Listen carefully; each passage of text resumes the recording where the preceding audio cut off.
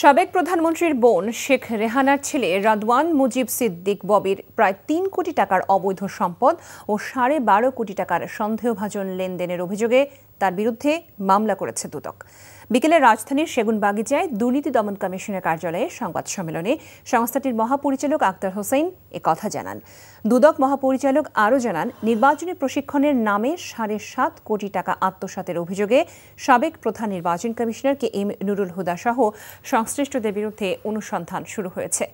এছাড়া সরকারি জমি দখল করে ভাড়ার মাধ্যমে ৩৭.৫ কোটি টাকা আত্মসাৎ অনুসন্ধানে প্রমাণিত হওয়ায় সাবেক MP ইলিয়াস উদ্দিন মোল্লা সহ জাতীয় গৃহায়ণ কর্তৃপক্ষের ৪ জনের বিরুদ্ধে মামলা করেছে দুদক। রাদওয়ান মুজিব সিদ্দিক, পিতা ডক্টর শফিক আহমেদ সিদ্দিক, মাতা শেখ রেহানা সিদ্দিক ১২.৪৮ কোটি টাকারও বেশি অর্থ অস্বাভাবিক ও সন্দেহজনক লেনদেন করার অপরাধ অনুসন্ধানকালে প্রমাণিত হয়েছে। এই কারণে তার বিরুদ্ধে মানি লন্ডারিং প্রতিরোধ আইন ২০১২ সংশ্লিষ্ট ধারায় ইতিমধ্যে একটি মামলা রুজু করা হয়েছে।